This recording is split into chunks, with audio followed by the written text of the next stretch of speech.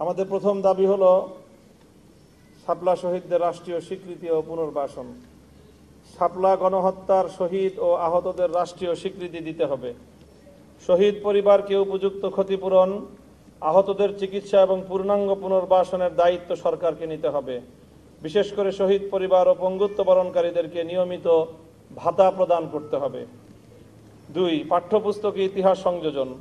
শাপলা গণহত্যার সত্য ইতিহাস জাতীয় শিক্ষাক্রমে অন্তর্ভুক্ত করে নতুন প্রজন্মকে সঠিক ইতিহাস জানাতে হবে। 3. জুলাই ঘোষণাপত্রে জাতীয় স্বীকৃতি। জুলাই ঘোষণাপত্রে শাপলা গণহত্যাকে জাতীয় ট্র্যাজেডি হিসেবে স্বীকৃতি দিয়ে রাষ্ট্রীয় অবস্থান সুস্পষ্ট করতে হবে। 4. সরকারিভাবে শহীদদের তালিকা প্রণয়ন। রাষ্ট্রীয় উদ্যোগে যাচাইকৃত শহীদদের তালিকা প্রস্তুত করে তা জাতীয় নথিতে অন্তর্ভুক্ত করতে হবে। 5. দোষীদের দৃষ্টান্তমূলক শাস্তি। মানবাধিকারের চরম লঙ্ঘনকারী এই গণহত্যার দায়ীদের দ্রুত বিচারের আওতায় এনে কঠোর শাস্তি নিশ্চিত করতে হবে। 6. মিথ্যা মামলা প্রত্যাহার। হেফাজতে ইসলাম ও সংশ্লিষ্ট ব্যক্তিদের বিরুদ্ধে দায়ের করা সকল মিথ্যা ও হয়রানিমূলক মামলা অবিলম্বে প্রত্যাহার করতে হবে।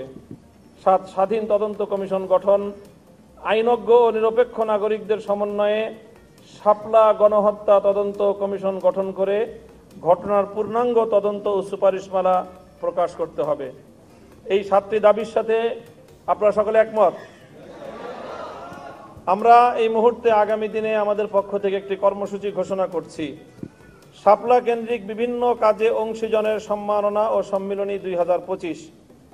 আগামী 30শে আগস্ট 2025 শনিবার শাপলা গণহত্যা নিয়ে যারা বিভিন্নভাবে কাজ করেছেন এ পর্যন্ত বিভিন্ন অঙ্গনে সংবাদ প্রতিবেদন ও গবেষণা, সাহিত্য রচনা, চিকিৎসা সহায়তা, আইনগত লড়াই কিংবা স্মৃতি সংরক্ষণমূলক উদ্যোগ, তাদের সম্মাননা প্রদানের মাধ্যমে একটি সম্মিলনী আয়োজন করা হবে। এই সম্মাননা আমাদের জাতীয় স্মৃতিবোধ ও ন্যায় বিচারের দাবিকে আরও শক্তিশালী করবে।